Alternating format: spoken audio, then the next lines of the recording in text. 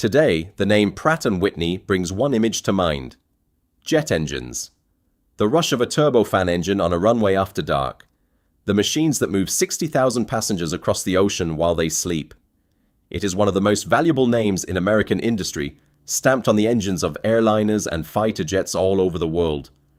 But the two men who built that name never built an engine. Francis Pratt and Amos Whitney were machinists. They built the machines that built other machines, the tools that produced rifle barrels, bicycles, sewing machines, automobiles, and eventually the aircraft that powered the 20th century. And then during the winter of 1925, with the company they created near collapse and its factory floors quiet, that firm gave the Pratt and Whitney name to an outsider for $250,000. It watched him lift that name into the sky and make it legendary. The toolmakers who created American precision would spend the next 80 years overshadowed by the name they themselves had made. This is how that happened. Now back to two young mechanics in Hartford, Connecticut. In 1852, a 20-year-old named Amos Whitney got off a train in Hartford and entered one of the most advanced factories in the world. Colt's Armory on the bank of the Connecticut River was a cathedral of machines, a place where the future was being assembled, one revolver at a time. Whitney had grown up in Maine, the son of a machinist and the grandson of a blacksmith, a distant relation of Eli Whitney, the man whose name was already attached to the very idea of interchangeable parts. At 14, he had started at the Essex Machine Company in Lawrence, Massachusetts, to learn the trade among locomotives and cotton looms. Now he was at Colt, and on that crowded floor, he met a slightly older man from Massachusetts named Francis Pratt. Pratt was the quieter of the two, a precise and deliberate man who had apprenticed under a machinist up in Lell. The two of them recognized something in each other. Not ambition exactly, something narrower and more obsessive. A belief that a machined part could be made perfect, that 1,000 of them could be made identical, and that the man who figured out how to do that reliably would hold the keys to everything that came after. In 1854, both men left Colt. They walked away from $8 a day, which was excellent pay, to accept $2 a day jobs at the Phoenix Iron Works across town, a shop run by George S. Lincoln and Company. They did it because Phoenix allowed side contract work. Pratt became superintendent. Whitney became his assistant. And in 1860, in a rented room barely large enough to turn around in, the two of them started building machines of their own at night. Their first product was a machine for winding silk thread built for a linen company up the road in Willimantic.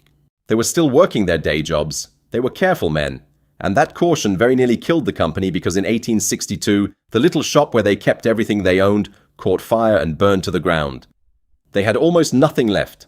What they did have was a reputation and a third man willing to bet on it. Monroe Stannard, a machinist from New Britain, came in as a partner. Each of the three men put in $1,200, $3,600 in total, enough to rebuild. Stannard ran the new shop while Pratt and Whitney kept drawing their wages at Phoenix because the country was at war.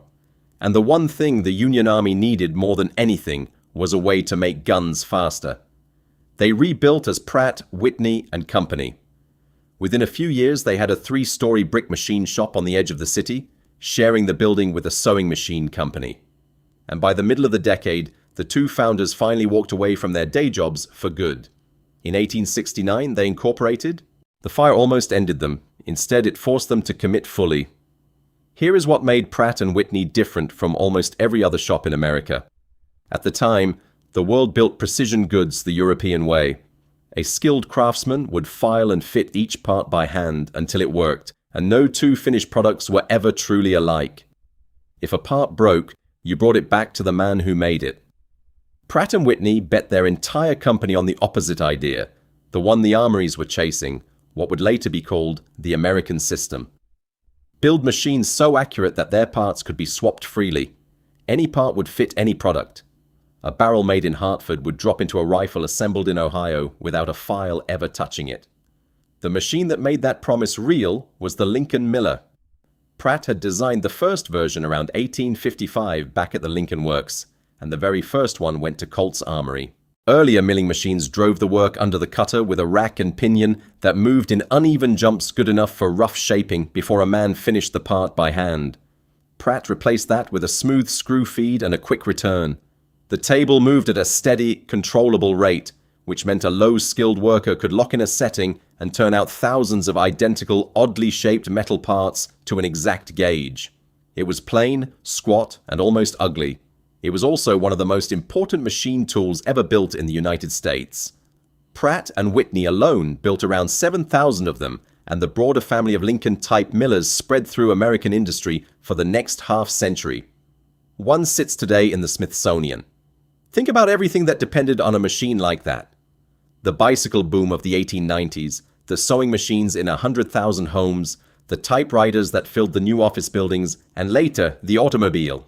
None of it could be mass-reduced until somebody built a milling machine that could turn out the same odd-shaped part to the same gauge 10,000 times in a row. Pratt and Whitney built that machine, and then they sold it to everyone. Their other early success grew out of the same war that had nearly ruined them.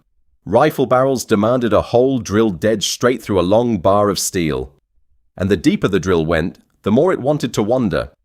Pratt and Whitney built deep hole drilling and rifling machines that solved it through counter-rotation, spinning the drill and the barrel in opposite directions, so the drift cancelled itself out, flushing the steel chips clear with high-pressure coolant. The geometry was so sound that it never really went obsolete. More than a century later, some of the finest custom barrel makers in the world, names like Bartland, Krieger, and Scheelen, still hunt down old Pratt and Whitney deep hole drills and rebuild them because nothing newer does the job any better. The competition was real. Over in Rhode Island, Brown and Sharp had introduced the universal milling machine in 1862 and was building a precision business of its own. But Pratt and Whitney had found the one thing they did better than almost anyone alive, and it was not cutting metal, it was measuring it.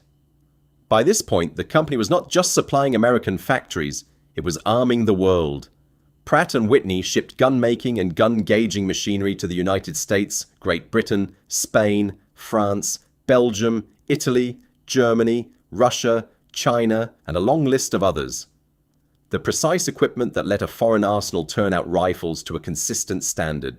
If two armies on opposite sides of a war were both producing reliable weapons, there was a decent chance the machines behind both production lines had come out of the same brick shops in Hartford. That was the strange, quiet power of a tool company. It did not make the product. It made the thing that made the product. And so its reach extended into places its own name never reached. To understand what they did next, you have to understand a problem that sounds impossible today. In the 1870s, there was no such thing as a standard inch. Think about that for a second. The entire promise of interchangeable parts rested on precise measurement. And yet a ruler in one Connecticut shop and a ruler in an Ohio shop might disagree by an amount large enough to ruin a whole batch of parts. Every factory measured against its own gauges. There was no master, no final authority, no agreed-upon length that everyone in the country could trust. So Pratt and Whitney decided to create one. In 1879, they hired two men to chase it. The first was William Rogers, an astronomer from the Harvard College Observatory, a man used to measuring the positions of stars to fractions no human eye could see. The second was George Bond, a young engineer trained at the Stevens Institute, who would go on to run the company's entire gauge division. Their assignment was to define a commercial inch and then build a machine that could reproduce it, accurate not to the eye, not to the thread of a screw, but to fractions no shop floor had ever worked to in 1882. They succeeded. The Rogers-Bond comparator could measure length to 150,000th of an inch. To put that in plain terms, that is 20 millionths of an inch, a tolerance far finer than the width of a human hair. The gauge division began producing master copies of the world's great length standards, working reproductions of the standard yard and the French meter, accurate to within a few millionths of an inch, so that a factory anywhere could own a piece of the true measure. The comparator became the reference against which other measuring machines were judged, and the original was eventually placed in the Smithsonian. 3 years later, in 1885, the company turned that laboratory instrument into something the open market could buy, the Pratt and Whitney standard measuring machine. And with it came the phrase the company would carry for the rest of its life.